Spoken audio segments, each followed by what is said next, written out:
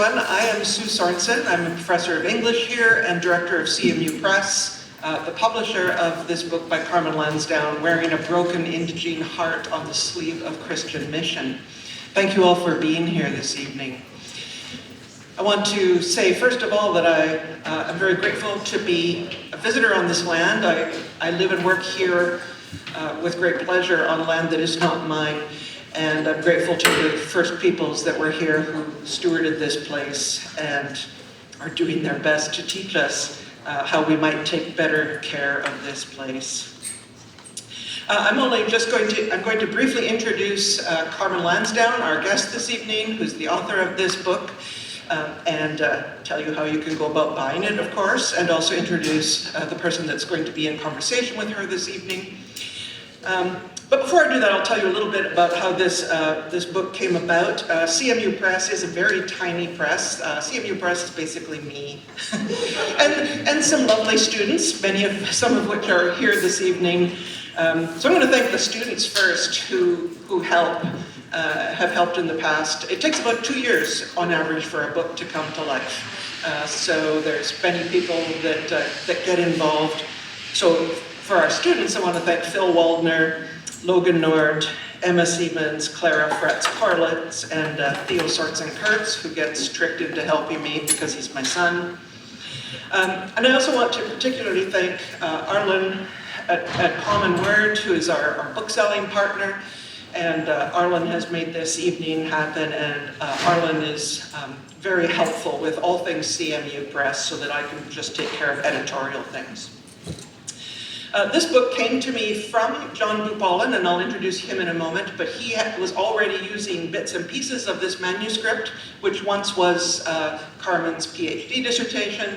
He was already using bits of it in his teaching, and he said, this is a book that CMU Press needs to publish, and so we did. So he introduced me to Carmen. It went through the hands of Josiah Neufeld, who's here tonight, who helped with the editing. This beautiful design is by Jonathan Dick, a graduate of this place, who's a designer and illustrator here in the city. The beautiful cover art was Carmen's idea. This is, I think, a friend of yours, Patricia June Vickers, is both an academic and a counselor and a very fine painter. So we asked if we could use her image on the cover. And then we also commissioned decorative end papers by a graduate of CMU, Katie Anderson, with a raven motif. So thanks to Katie and Patricia, Jonathan and Josiah. I just want to say that, of course, the book is available at Common Word tonight, and when we're done here in about an hour or a little bit less, you can have Carmen sign it. I decided, as an added incentive, and thanks for coming out this evening, that I would put the book on for half price. So buy a whole bunch of them. Oh, I know the Mennonites would like that. And not only is this book on for half price until Christmas, but all CMU Press books are half price until Christmas. So go in and say, I want all the CMU Press books. You can tell Arlen that, and he will sell you all of them anytime between now and Christmas for half price. And your support is very important to us. CMU Press quite literally runs on a, whatever that is, a shoestring. And we have not received, often at this point, people thank the Canada Council and Manitoba Arts Council and the Department of Canadian Heritage, etc. And I have received no grants from any of those places, so please do support us by buying our books. I will introduce John Bupolin first, who will come up at the same time as Carmen, and they'll take a seat and have a conversation. John Bupolin is an associate professor of Bible and theology here at CMU. He's been here for a few years now, 5, he says. Born in India and started his education in India. I believe your ministry degree was when you were in India, so he has degrees in ministry. He came to the United States first, but we'll forgive him for that, and was a pastor for a while, and also did a PhD at Princeton University, and came here 5 years ago, and that was one of the best decisions he and we ever made. It's been a complete delight. John brings just electricity onto campus. He brings joy with him wherever he goes. You can hear his laugh about a half a kilometer away. And he loves to bring people together. If you're interested in John's own work, you can borrow from Common Word, where you can also borrow books and not just buy them, his book, Book, Memory, and Grief. His book, Memory, Grief, and Agency, a Political, Theological Account of Wrongs and Rights. That's all I have to say about John. I didn't write anything down about Carmen because it's all in my head. Carmen is a member of the Hiltsuk Nation in BC. She grew up she was born in Alert Bay, did a history degree, and was thinking about various different careers, but eventually ended up in the United Church ministry. She did her PhD at the Graduate Theological Center in Berkeley, and she is, of course, an ordained United Church minister, and I got to know her when she had become, fairly recently, the moderator of the United Church of Canada, the first Indigenous woman in that position, and only the second Indigenous moderator of the United Church of Canada. So that's a 3-year term, and she just finished it just in August, and is now having a well-earned sabbatical, although she seems to still be traveling all over the world. And in December, she takes up a position at Emmanuel College at the University of Toronto. So please help me welcome both John Bupalan and Carmen Lansdowne.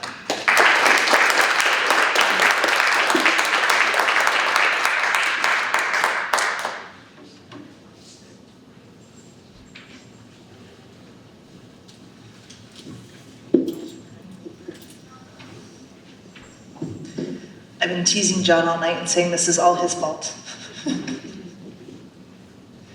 Well, he gets his microphone. So we know each other through the American Academy of Religion, and now we're Christ Fellows together, and actually involved in our writing project together. But I think just around the time that I was elected moderator, or just before, he was like, please, please, please, please, will you publish your dissertation? Because I am so tired of like sending people the link to the PDF and ProQuest of your dissertation. And I had felt pretty discouraged about it because, as you know, there's not a lot of Canadian publishers of theological scholarship. And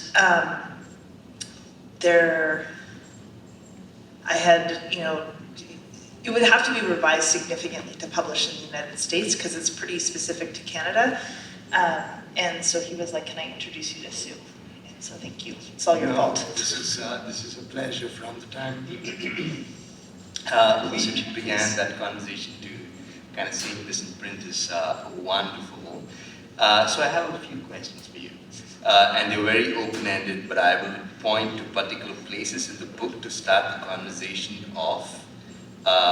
One is this sentence, right?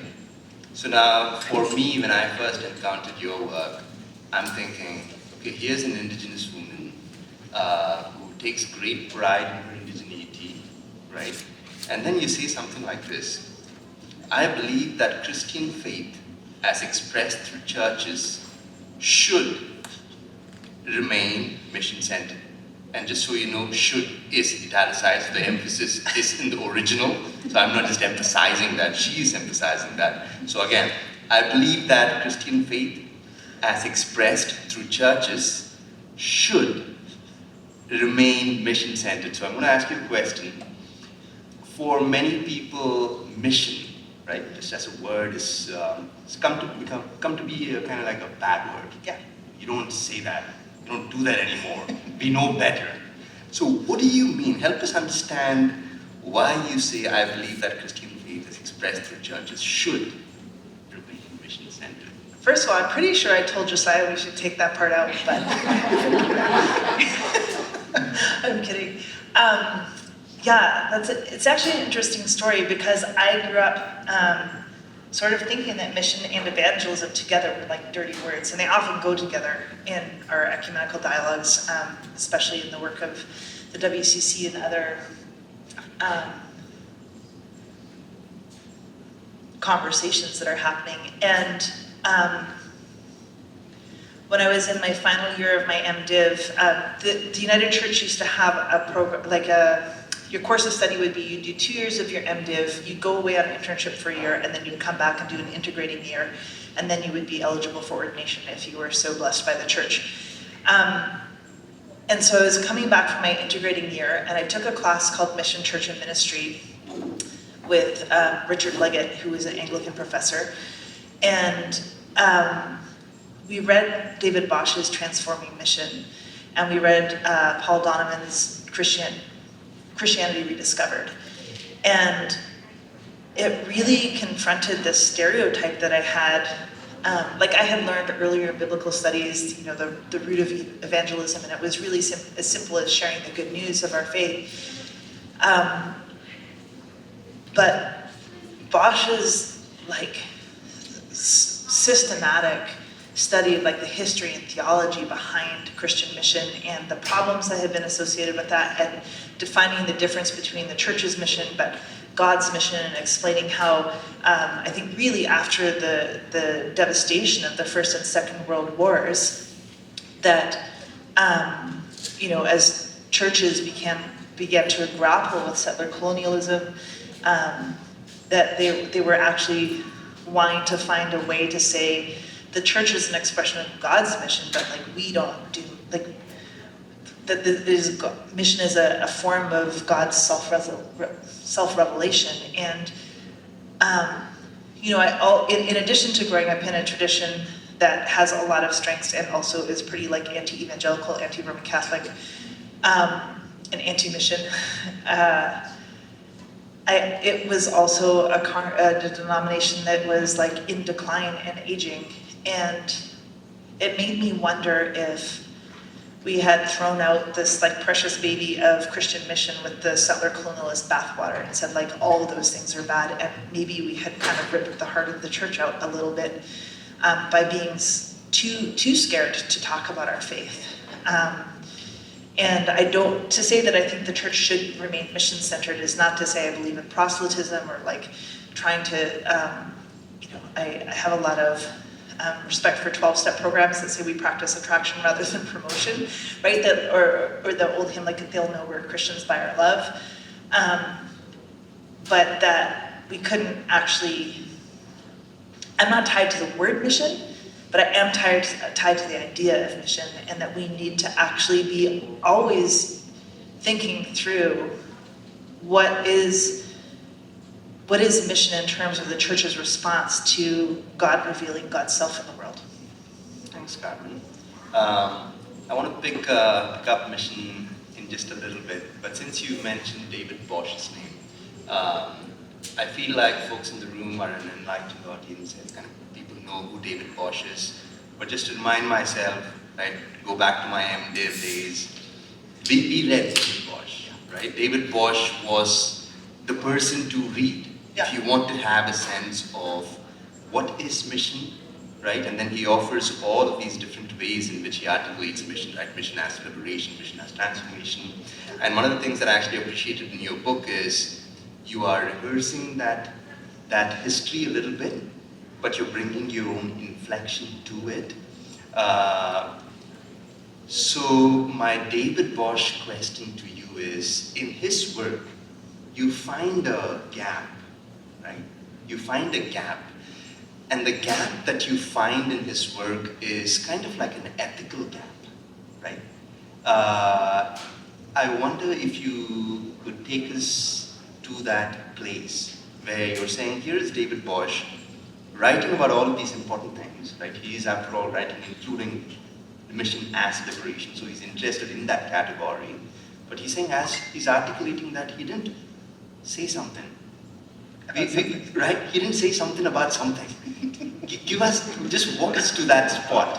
What is that something about something that he didn't say that he should have? Okay, so you're very kind to say that. I pointed that out, and it was actually Bosch's colleagues in Southern Africa.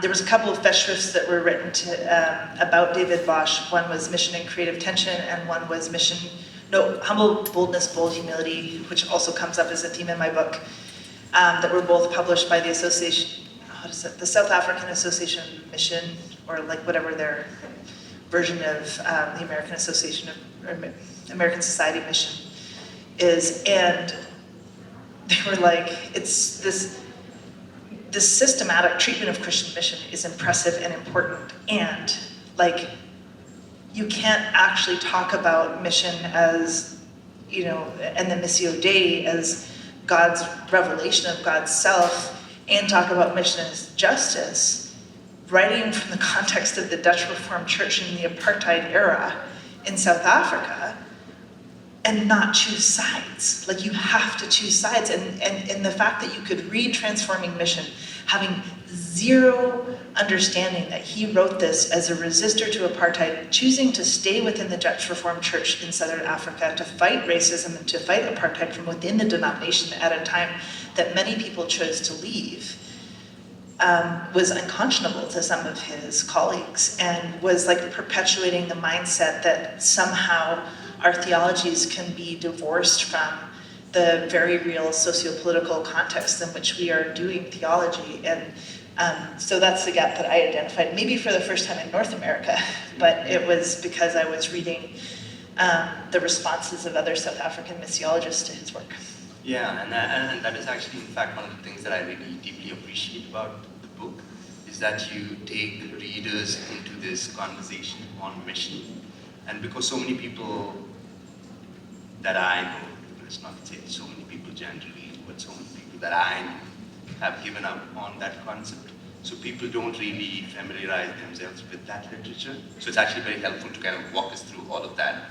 So I want to return to The mission. response from some experienced Right. United Church ministers when I said I was going to study mission was like, you'd see little mushroom clouds over their heads. Right, and that reaction is an interesting one that we could unpack, and you should certainly buy the book and read more about it. There is a definition of a missionary that you offer. I want to read out this definition of a missionary and then ask you to, I don't know, say a thing or two. Here you're quoting somebody, so this is Vincent Donovan, and saying, the missionary should be an uncompromising adversary of injustice and oppression, an enemy of unjust structures and economic and social exploitation. Right? So that's Vincent Donovan's quote.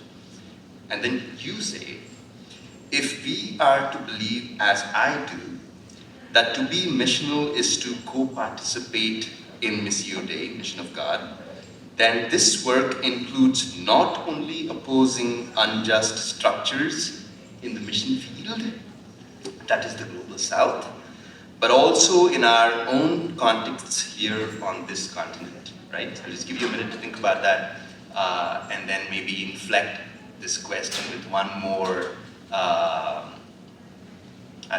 an observation that you've been around the block, right? You are very active in ecumenical circles, right? You do travel all over the world. It keeps you busy. It keeps you engaged in conversations that are happening about mission and any number of things all around the world. So you have a real sense of what is in fact happening, right, in the global north and the global south. So when you say something like, to be missional is to co-participate in Missio Dei, then this work includes not only opposing unjust structures in the mission field, that is the global south, but also in our own context here on this continent. You give us a lot of things to think about, but just to kind of generate a conversation here and some thinking here. Walk us through that. Yeah, I mean, again, I think that commitment came in part from growing up in my household. In the dedication on the front pages of the book, I think I end with thanking my mother and said without whose influence I wouldn't have any of these thoughts. My mom was appointed to the program to combat racism of the World Council of Churches in the early 1980s, which was the committee of the WCC that really sparked the BDS movement against anti-apartheid, or the anti-apartheid BDS movement, and was made up of a bunch of activists from the African continent, but also Palestinians, and my mom was an Indigenous person from North America. And I remember growing up in the church, and And we had Freire's Pedagogy of the Oppressed on our bookshelf, which I didn't know until after I had like my first 2 master's degrees that my mom had never actually read. But like it was like a Bible in our house, because she would hear people talking about it and be like, this is an important work, and she understood everything that was in the book without having read it. And so she would come home from these global conversations and have people being so concerned about what was happening in Nicaragua, what was happening in Palestine, what was happening in South Africa, and like not caring about the fact that Indigenous people here were still living under the Indian Act, and that 40 years ago it was much worse, the number of Indigenous communities that didn't have access to safe, clean drinking water. Luckily, there hasn't, the amount of attention we've had on that in the last 10 years, the numbers are getting better on that. But she would, I grew up in a church that cared really deeply about justice issues in the global South without caring about Indigenous justice issues here. And thankfully, the survivors of residential schools insisted as part of their settlement, that part of their settlement would go to pay for the Truth and Reconciliation Commission, which I think is a really important part of that history that we don't acknowledge enough, that it wasn't the government that paid for, they wrote the checks, but the money that paid for the TRC actually came out of the money that was owed to survivors, and they insisted that that if the government wasn't going to pay for a Truth and Reconciliation Commission, that they would pay for that out of their settlements. The TRC really kind of blew open the truth-telling journey that we are on as Canadians now. And it's one of those things where the Academy is slow, because I wrote those things before the TRC report came out, right? So, and then it took a long time to publish them afterwards. And Josiah and I would talk about ooh, does this really have to get updated? There's stuff in the first, in the opening chapter about Indigenous well-being in Canada that I actually couldn't update, because there's with the Harper government changing the census forms, the data is just not available anymore. So it was more like speaking to a pre-TRC Canada, but I also think that because of the Truth and Reconciliation Commission, and because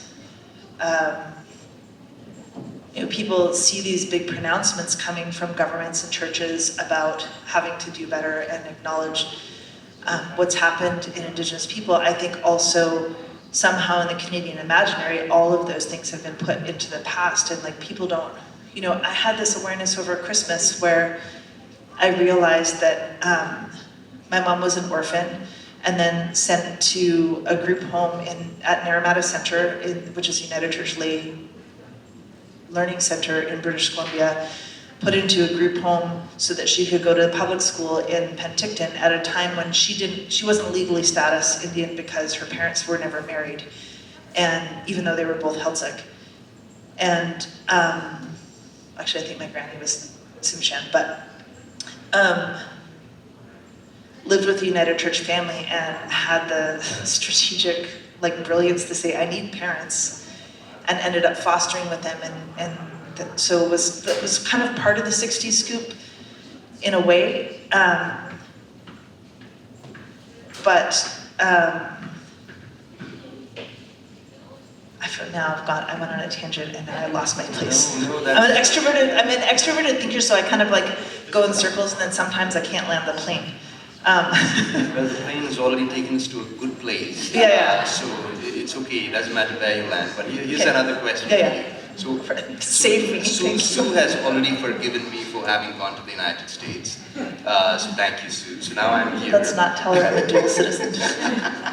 So I'm here now. This is my 6th year in Canada. When I came to Canada in 2020, I encountered the term multiculturalism with great interest, actually. And one of the reasons for why I was really interested in the term was because it is government language, right? Canadian government speaks the language of multiculturalism. The United States government does not speak it in the same way. Certainly not now. Not ever, I think, at least in the official way that Canada speaks about it, right? So from my perspective, I was like, wow, okay, that's really something. Multiculturalism is this interesting Canadian idea, right? In this book, you're saying multiculturalism is insufficient, right? Tell us a little bit about that. Sure. So again, not my idea. In 2006, at the General Council of the United Church that took place in Thunder Bay, the church made a decision to become an intentionally intercultural church. And up until that point, we had had like a unit called Ethnic Ministries that was for, Dalit United Church communities and Filipino United Church communities, and we had an ethnic women's ministry conference every year. And we found that that had really siloed communities of racialized peoples within the church in a way that wasn't moving the needle on justice or equity or anti-racism. And so we had this proposal that we work to become an intentionally intercultural church, which was moving a step past multiculturalism to understanding that each of us come from a culturally situated context, and that multiculturalism is saying I'm Heiltsuk and John's Dalit, and I celebrate his Dalitness and he can celebrate my Heiltsuk identity, and that's as far as that goes. And interculturalism is because we recognize our cultural situation that we come from, that I am open to being transformed by the presence of John in my life, and that John should be open to being transformed by the presence of my Heiltsuk body in his life, and that type of interaction, the openness to being willing to be transformed by the other, is part of how we will work towards our mutual liberation.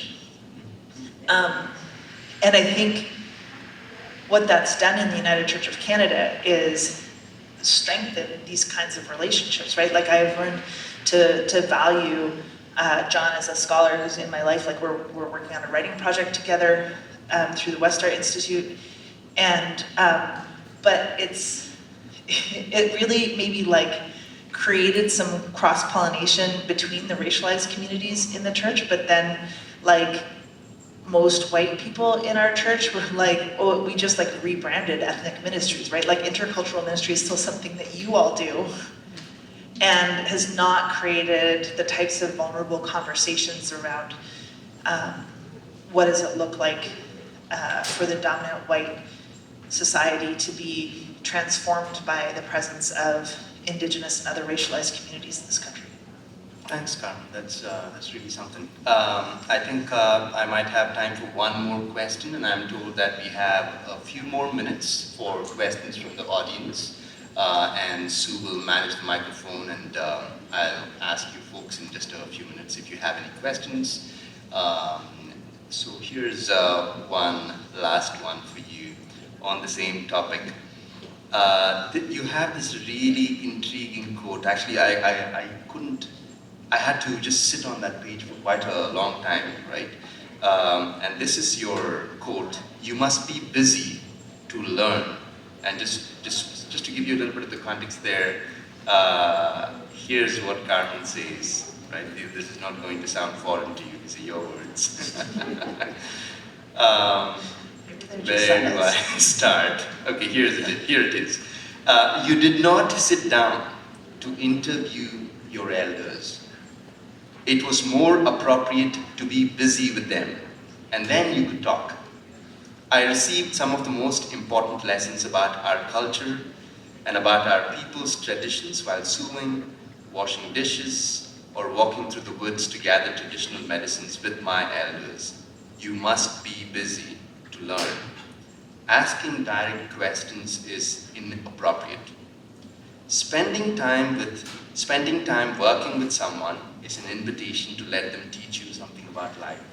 As you were talking about the mutuality, right? That we're not just entities who celebrate each other, but there's a kind of mutuality.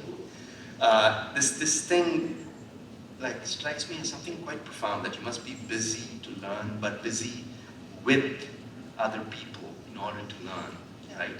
I don't know if you have more thoughts about that. There's more, of course, here, but in this moment, what comes to you? And then we'll open it up to folks here to see what they want to ask. I mean, what you just read. Yeah.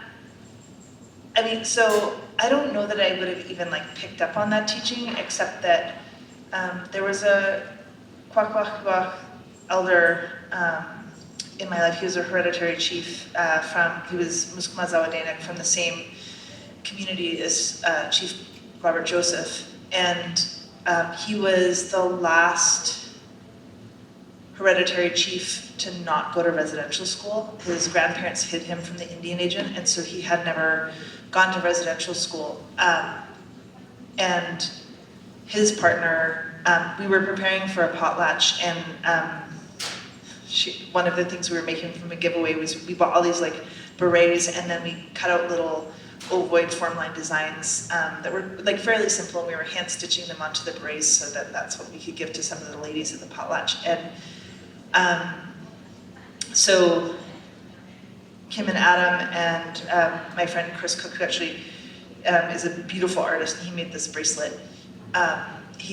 His dad was a hereditary chief as well. Like, we would sit and work at getting ready for their potlatch, and Chris would be learning about like preparing for becoming a hereditary chief, and I would listen to their conversations, but Kim would also be telling me things sort of as like asides. And she was the one that actually said, like, this is how learning like traditionally happened in our culture, was like sitting around working together, and not in like a high pressured, like productive capitalist way, but in like just the activities of daily living. And I don't know that I would have picked up on that if it hadn't been for her explicitly explaining that like this is how we used to teach each other and learn. And so I have an immense amount of gratitude for those special times, and I realized, like, you know, I've had opportunities to go do exactly that, like go into the forest and pick medicines with people. And like, even when I listened to my dad, who's not Indigenous, but his grandfather was a homesteader from the Bristol, Bath area in England, and lived among the Nungus and the Musqueam as a homesteader with like no other non-Indigenous people around. He married a woman who's second-generation Canadian homesteader who was fluent in Kwakwala and Chinook. And so my dad's life is like very embedded in Indigenous communities in Kwakwaka'wakw territory. And even like listening to my dad or my grandpa talk about their experiences or what they know about like the natural world in the place where they grew up. My grandpa was a logger and a fisherman, and then my dad was a fisherman. That they know really, they have a really amazingly intimate relationship with the created world around them in a way that was like modeled to them by Kwakwaka'wakw people as part of their settlement into that territory. And I feel really blessed to have those experiences, and I try to make those experiences for my kids. Thanks. You're grateful to them, and we're grateful to you for being here, for writing this book. So buy a copy for yourself, buy a copy for your friends. Christmas is on the way. We do have time for questions. Just looking at the time, I'm going to say something like, I don't know, let's start with 2 or 3 questions, and then let's time ourselves at that point. I can bring, so do I need to do something here? I can bring this to you, so if anyone has a question. And I know it always takes a moment for people to think of their questions, so I'll ask the first one. And I will just say first, when you were mentioning potlatch, I thought, I need to give all these people a gift, so make sure you take apples home, people, because Carmen said that she likes to eat apples and cheese, so that's the snack we have tonight, so take apples home. Can you say something about having a broken heart, Carmen? So this was the title of your PhD dissertation. It was even longer, and we made it a little shorter. But this notion of having a broken Indigene heart on the sleeve of Christian mission, because really this is a very hopeful book. Yeah, but what does it mean to have a broken heart? I mean, I guess, like, any Indigenous or racialized person living and working and ministering in a tradition that has, like, largely been, like, predominantly white Euro-Christian settler Canadians, there's all kinds of, like, either intentionally or unintentionally racist things that happen in the church all the time. And, you know, sometimes just when you think somebody gets it, or a community gets it, and then, like, they go do, like, the same thing over again. And in my case, the thing I keep harping on in my denomination is the way that, you might not know this in Mennonite circles, but in 2018, we legally restructured the United Church and eliminated our presbyteries. But we did it in a way that did not walk alongside the Indigenous church. And in fact, failed so badly at that we really harmed the Indigenous church. And it's just like, and you can see it happening in Canadian society writ large right now. I talked about this a little bit at St. John's College this afternoon, that it's like we have, the Euro-Christian mindset has, like, such an affinity for binary dualisms, that things are right or wrong, or it has to be this or that. And in a way that is not helpful or life-giving to us. And, you know, for all of the tremendous gains in naming the work that needs to happen to decolonize this country over the last 30 years. And the second there's a perceived and probably real threat from our neighbor to the south, it's like, well, we don't have time for that anymore. We have to do this. And, like, despite the, you know, trying to create the United Nations Declaration on the Rights of Indigenous People as part of Canadian law and part of provincial law in some situations, it's like, well, like, free, prior, and informed consent can't happen right now because this is more urgent. And it's those kinds of, you know, there's obviously the, you know, shitty racist thing, sorry to swear. I swear like a trucker, so it's impressive that that's the only one that's, like, leaked out tonight. I got really practiced at not swearing publicly while I was moderator. Yeah. Anyway, apparently I'm not moderator anymore, so the filter's gone. The moderator filter's gone. You know, there's the awful things that people say that are racist, that are heartbreaking and not fun to go through. But then there's these other, like, social things that happen within the church and outside of the church that is just like, oh, come on, are you serious? Like, this is still where we are. From resident, you know, we had an instance of residential school or unmarked burial denialism happen publicly at our general council this summer. And so, like, those are the things that kind of break my heart. And the whole purpose, I guess, like, the question I tried to answer in my dissertation and then in this book is, like, given all of that, like, why be Christian at all?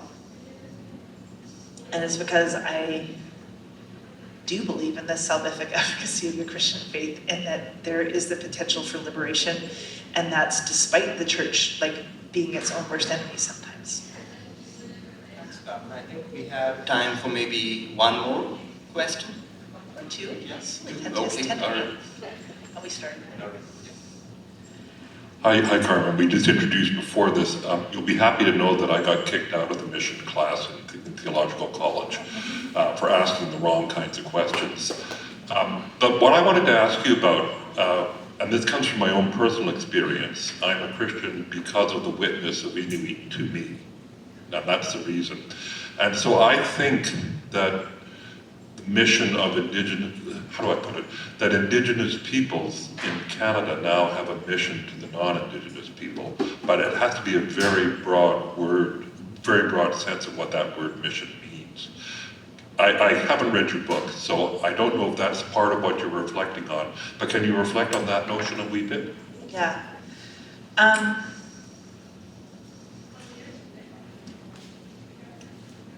I think that's true and it's not true. Like, we actually have an official policy of the United Church that it is not the work of Indigenous people to explain all of this to non-Indigenous people, right?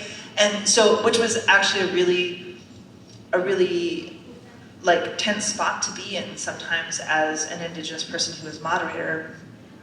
Most explicitly in September of 2022, at the start of the work of the special interlocutor on unmarked burials, who asked me in my role as moderator to come and offer, like, to witness the first national gathering in Edmonton and then to offer a response on behalf of the United Church of Canada. And the General Secretary and I talked about it, and he was like, you do not have to do it.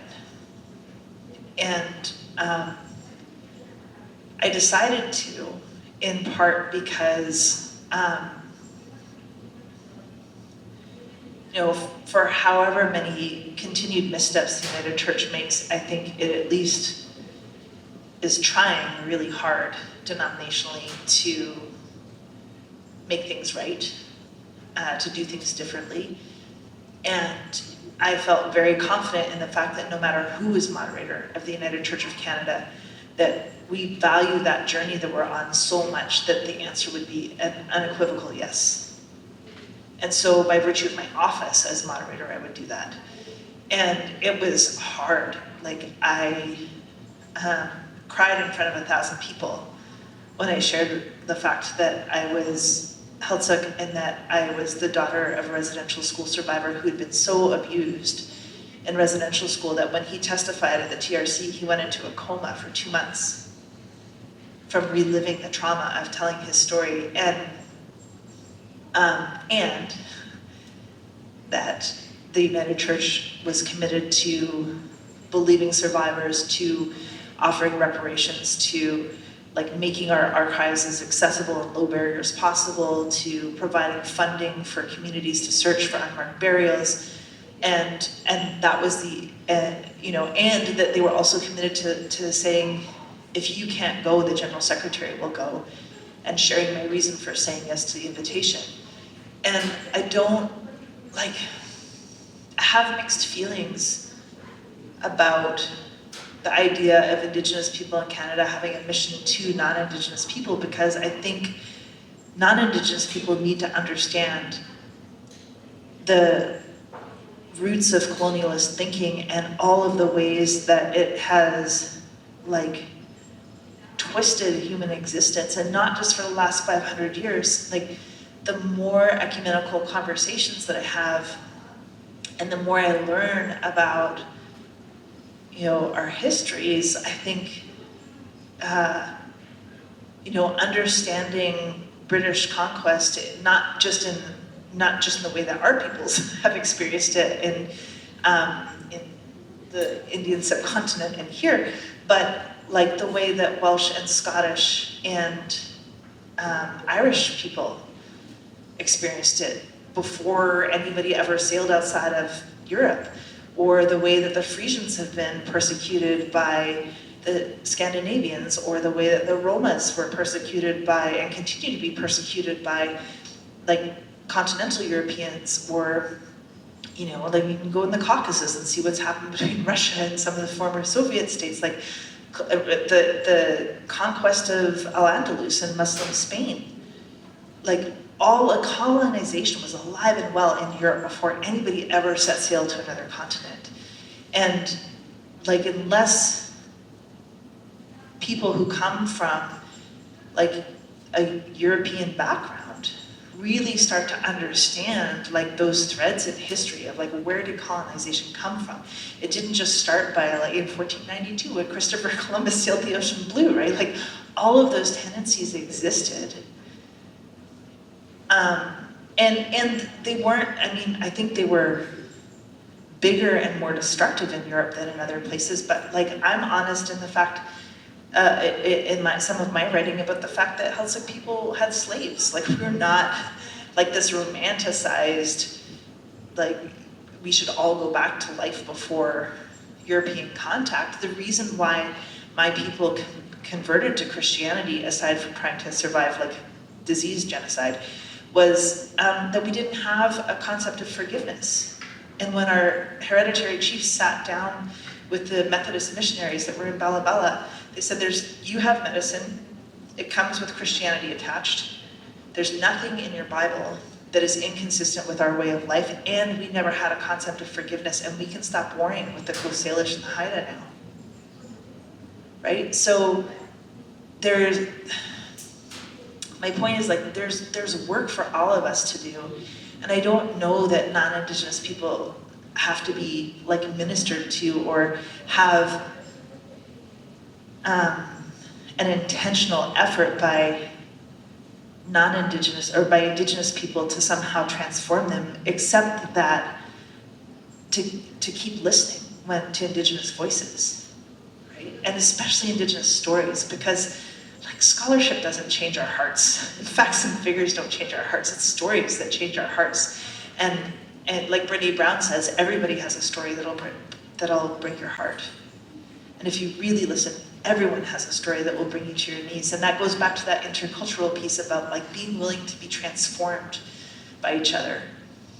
And I think the best way to do that actually now is like to buy Indigenous fiction, Indigenous nonfiction, go to Indigenous movies, watch Indigenous TV shows. If you haven't watched North of North on Netflix, it is excellent. My favorite line is when the mom yells at the daughter and says, "You're acting like a white girl who has options." Thanks, Carmen. Are we feeling one more question? Yeah.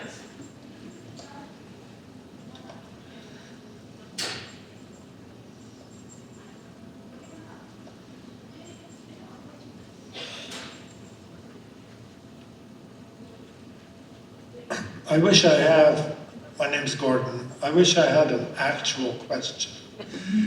What I have is a very, very short story and then inviting you to respond. So in our congregation, we had a series of sermons on the concepts of terra nullius and what's that one? Doctrine of Discovery. I preached the sermon on that with a slideshow and all kinds of things. And at the end of the sermon, I said, what we need is to create a group of people in this congregation who will pay attention to some of these things. Now it's called the TRC committee. Well, we look at the TRC recommendations and we think, which one of these, which of these can we begin to be concerned about? So number X, number Y. So we have a shelf in the church library called Indigenous Topics. It has this many books. Then we invite Indigenous speakers to tell us their stories. And then we attend events where we learn things. But there are no Indigenous people in our community, in our congregation. It's just like a little bit of here, a little bit there. But there isn't true intercultural reality. And it's not just our congregation, it's very much, for the most part, most of Winnipeg. And I don't know what to do about that. What to tell our TRC committee that we should do next. Yeah, I think that's really common in Canada, and it's just the reality, right? You've got, let's assume in a perfect world that everybody who is not Indigenous in Canada wanted to engage with Indigenous communities to build relationships and to experience that intercultural transformation interpersonally. You've got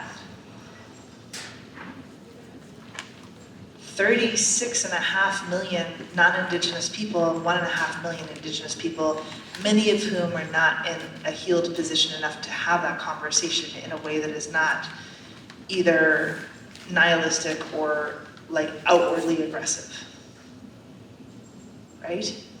And so, and I actually remember somebody from Musqueam Indian Band, which is one of the host nations in Vancouver, saying like, please stop calling our office and asking for somebody to come and speak. Like, we are 2,000 people in a city of 4 million, like a greater metro area of 4 million people. Like, we do not have the capacity or the resources while we're healing ourselves to be responsive to the needs of the city. We just don't have the capacity to do that.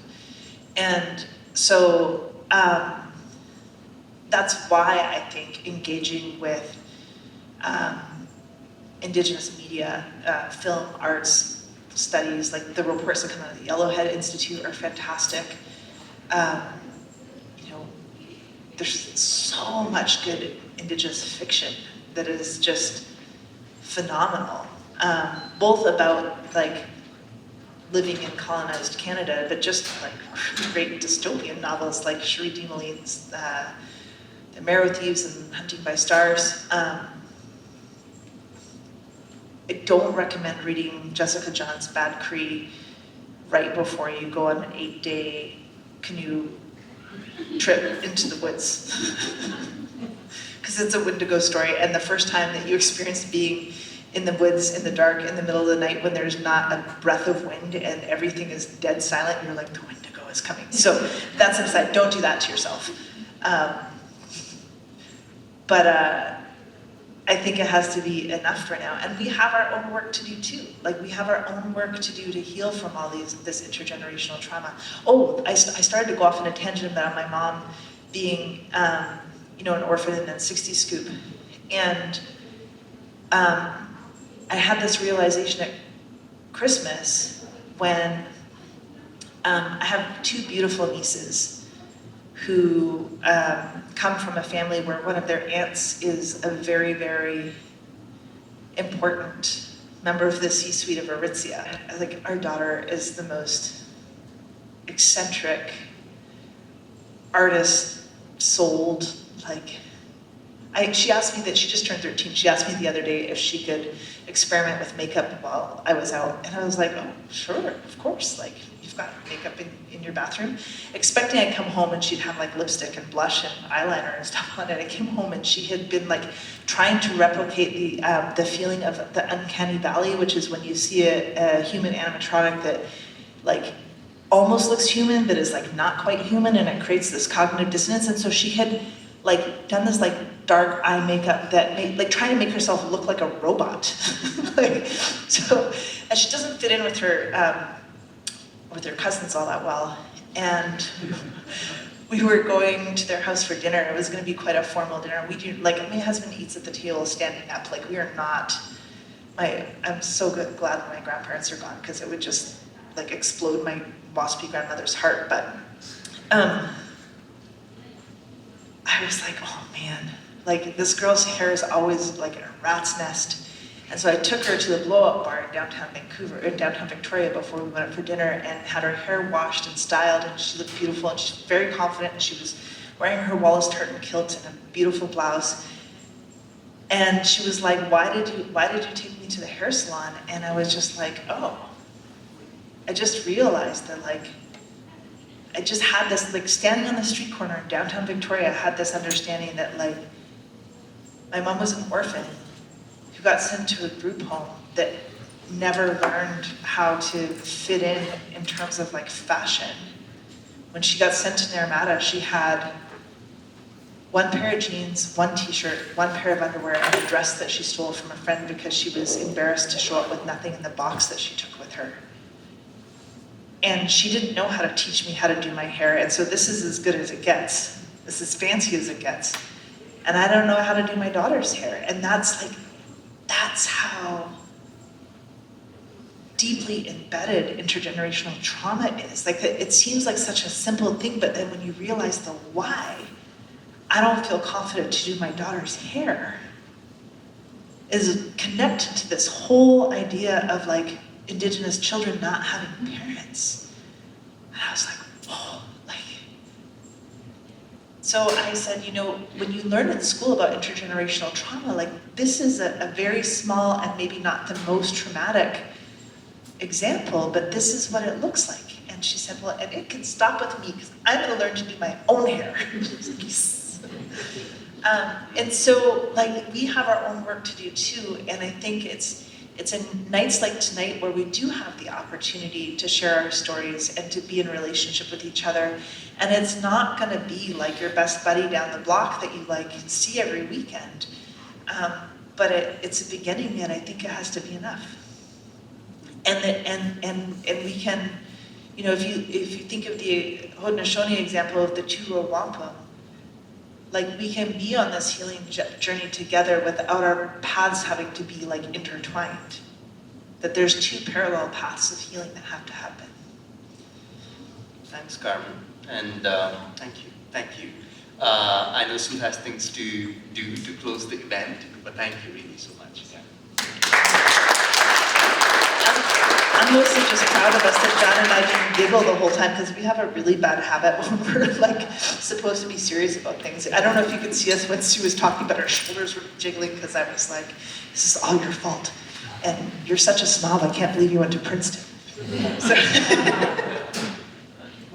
As I think I said before, John Bupon is a delight, so thank you, John, very much for being with, and John knows this book very...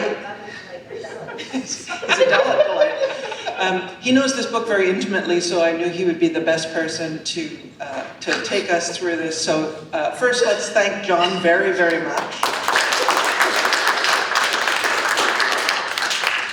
And I feel so honored that Carmen brought this book to CMU Press. I think this is basically one of the high points of my life, to know that I had a small hand in getting this book out into the world. I think it's an important book, and we've shared in much of the wisdom of it tonight, so I hope you all enjoyed yourself. And before we thank Carmen for coming, and I do need to say, I need to thank Vince Solomon, our campus elder, and St. John's College, who helped me to bring Carmen here. Be sure that you stick around and share stories with each other. Be sure that you have some snacks and drinks and stay for a while and visit. That we're in no big rush, I don't think, to get out of here. So thank you all for coming, and be sure to stay. But first, let's thank Carmen Lansdowne.